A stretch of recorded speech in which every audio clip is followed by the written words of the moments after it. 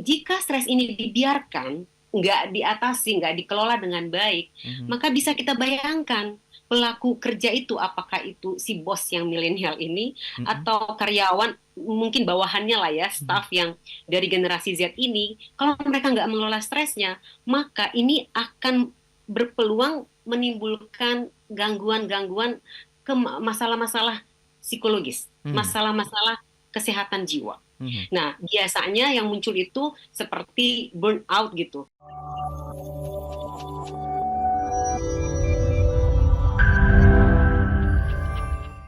Mengapa penting membahas penyesuaian diri bos milenial dengan karyawan Gen Z dalam berinteraksi di dunia pekerjaan? Apa sih pentingnya Bu membahas topik ini, Bu? Iya, jadi kita sudah sama-sama tahu lah bahwa saat ini fakta yang sangat umum, Mhm. bos milenial itu makin banyak dan generasi Z itu mendominasi lapangan pekerjaan. Mhm. Nah, artinya kita bisa membayangkan bagaimana mereka ini di pekerjaan mereka.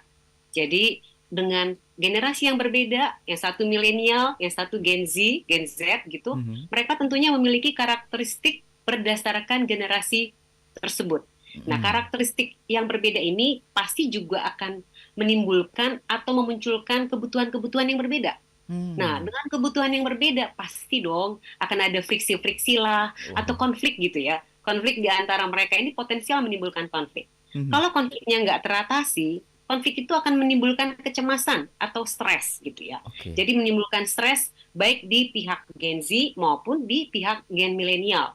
Nah, kalau nggak diatasi stresnya, inilah yang kemungkinan besar akan membuat produktivitas, yang pasti kesehatan mental setiap Gen Waduh. Z maupun Gen milenial itu menjadi terganggu. Mhm. Nah, fakta sendiri, saya coba lihat ya, ada satu penelitian lah, ada beberapa penelitian justru, Mhm. survei ya, di tahun 2020 ini, American Institute of Stress gitu, menyatakan bahwa ada 66% generasi milenial merasa tertekan di tempat kerja. Umumnya itu karena merasa tidak bisa mencapai keseimbangan antara kehidupan kerja dan pribadi. Nah, Mmm. survei lainnya gitu menyatakan bahwa 73% gen milenial ini merasa stres, Mhm. dan penyebab utamanya ini karena tidak puas nih, Mhm. kurang puas dengan pengembangan karir yang tidak tercapai. Oh. Oke, nah sementara survei yang lain itu tadi gen milenial, Mmm. sekarang Gen Z. Mhm. Nah untuk Gen Z, Deloitte yang konsultan ini global ya, Mhm. Deloitte global itu Mhm.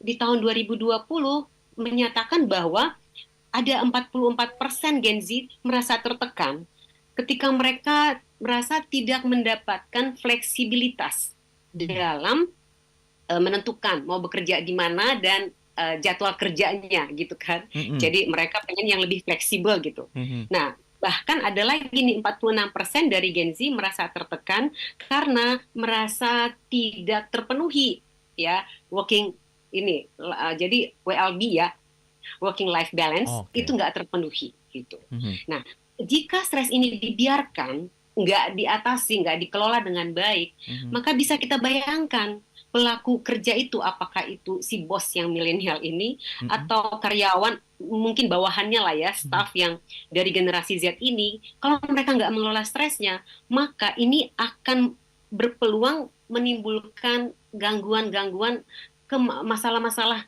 psikologis, Mmm. masalah-masalah kesehatan jiwa. Mhm. Nah, biasanya yang muncul itu seperti burnout gitu. Dan Mmm. sering sekali, ya sering sekali ada gejala-gejala ini loh, Mas Yudi. Oke. Mereka itu cemas gitu ya. Terutama Gen Z nih. Saya ada kebetulan di kantor juga tim saya itu terdiri dari saya Gen Z. sebagai Gen X ya. Gen X saya nih. Kemudian bawahan saya itu ada teman-teman saya lah ya, yang di tim saya itu ada Gen milenial. Itu Mmm. yang di level supervisor. Nah, Mmm. di bawah dia itu ada Gen Z gitu. Nah, Mhm. mereka menyatakan ketika mereka stres nih, yang Gen Z ini, mereka memang betul sangat butuh healing.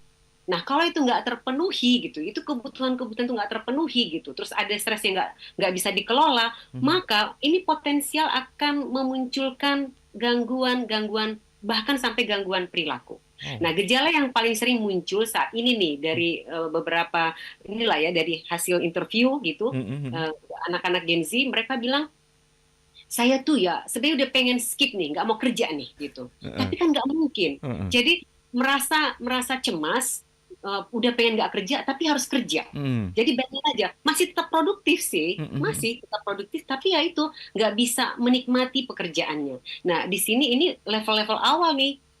Nanti Oke. makin parahnya, ya sudah bisa jadi masalah-masalah kejiwaan yang lebih parah, misalnya nih gangguan-gangguan depresi atau gangguan gangguan fisik yang sebenarnya itu adalah psikosomatis gitu ya. Mhm mhm. Nah, itu yang menyebabkan menurut saya ini menjadi sangat penting untuk dibahas. Bagaimana mencegah terjadinya masalah-masalah yang mengganggu kesehatan mental dan kalau bisa nih mengupayakan ya kan Mhm. mengupayakan kinerja yang lebih baik, mereka happy sekaligus produktif gitu dan ada kolaborasi yang saling menguntungkan lah, saling melengkapi. Jadi ada suasana kerja ya, budaya kerja yang sehat dan produktif gitu deh Mas Mhm. Yudi. Apakah ini menjawab pertanyaan kenapa Gen Z suka atau mudah sekali berpindah-pindah kerja ya, Bu Mondang? Jadi tidak betah berlama-lama di satu pekerjaan, tadi pengen skip, kemudian akhirnya memutuskan untuk resign daripada terus memaksakan yang akhirnya depresi tadi, atau itu sebagai solusi atau seperti apa, Bu Mondang, sebetulnya melihat fenomena ini? Iya, sebenarnya kan stres itu normal ya. Mhm mhm. Artinya itu tekanan yang dirasakan akibat dari suatu keadaan. Nah, pada Gen Z, umumnya mereka memang terpapar banyak informasi. Oke. Artinya kalau dikatakan banyak berarti ada informasi yang buruk maupun yang baik kan gitu. Mhm mhm. Karena informasi yang buruk pun mereka terpapar banyak oleh informasi yang buruk yang menyebabkan mereka itu memang banyak kecemasan-kecemasan. Nah, Mmm. oleh karena itu sangat wajar kalau banyak informasi dari penelitian maupun artikel-artikel yang mengatakan mereka ini menjadi generasi yang paling paling stres gitu. Mhm. Nah, kalau tadi Mas Yudi tanyakan, apakah ini salah satu dianggap sebagai stress coping ya, Mhm. coping stresnya Mhm. gitu kan, penyelesaian masalahnya? Ya bisa jadi. Artinya begini, ketika dia tidak bisa merasa heal gitu ya, nggak Mmm. merasa sehat lagi gitu. Nah akhirnya dia dia selalu membuat ya, bukan selalu sorry, dia akan membuat keputusan ya Mhm. sudah saya quit gitu. Jadi Mmm. tidak fight. Akhirnya memilih Oh. flight gitu kan. Nah jadi pindah sana pindah sini. Nah itu bisa jadi. Tetapi ada hal lain.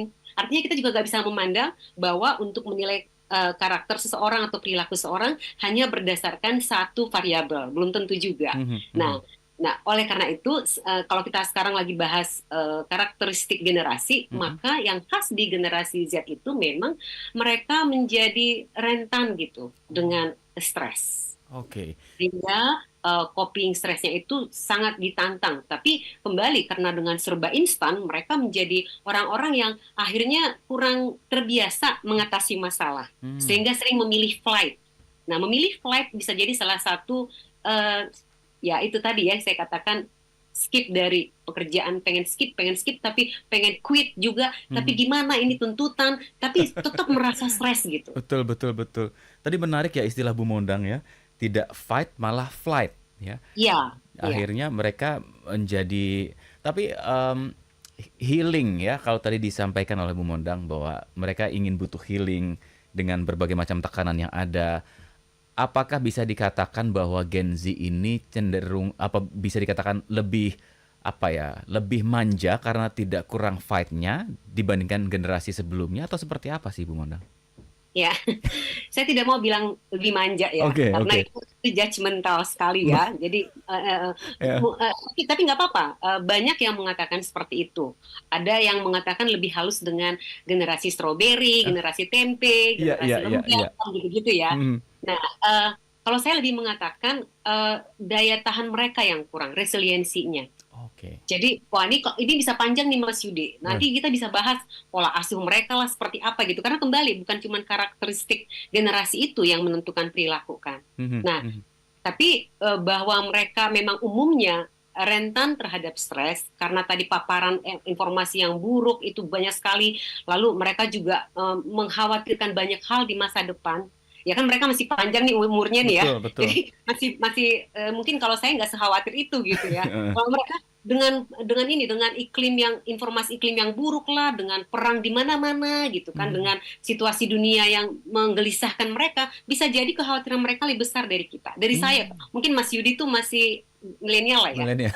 Heeh heeh. Ya. Oke. Nah, Ya, kalau ke saya, X dan apalagi baby boomer gitu ya, mungkin nggak sekhawatir itu. Oh, Nah, artinya mereka memang jadi rentan, sementara itu tadi, dengan pola asuh yang saat ini, fasilitas yang sangat mudah didapat gitu betul. ya, orang tua cenderung banyak waktu untuk memonitor anaknya. Jadi banyak sekali pola asuh yang chopper parenting, itu Mhm, yang pola asuh yang, ini jadi kemana-mana nggak apa-apa ya? nggak apa-apa, Iya, menarik nih, oke. Bu.